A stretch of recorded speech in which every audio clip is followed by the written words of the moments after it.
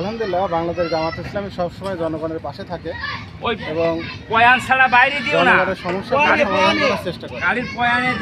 যেখানে রাষ্ট্র ব্যর্থ হয় সেখানে বাংলাদেশ জামাত ইসলামী আগায় আসে সবার আগে। এই কাজগুলো আছে রাষ্ট্রের পক্ষ থেকে করার দরকার ছিল, কথা ছিল, দায়িত্ব ছিল।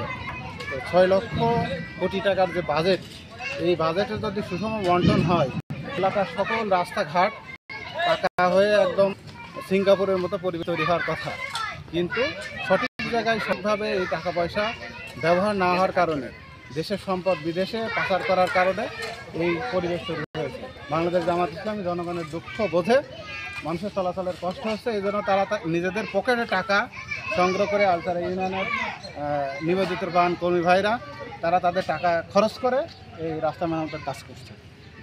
আমরা আশা রাখি দেশের অন্যান্য প্রান্তেও যেখানে যে সমস্যা আছে জামাত ইসলাম যেভাবে এগিয়ে আসছে, অন্যান্য রাজনৈতিক দলও যদি সবাই এগিয়ে আসে তাহলে দেশ এগিয়ে নিয়ে যেতে ইনশাল্লাহ কোনো সমস্যা হবে না।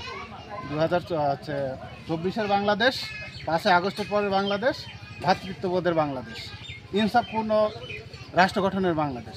ইনশাল্লাহ আমরা সেই দিকে এগিয়ে যাচ্ছি। সরকার যদি জামাত গঠন করতে পারে তাহলে বাংলাদেশ জামাত ইসলামী যদি সরকার গঠন করে তাহলে এরা শাসক হবে না, সেবক হবে।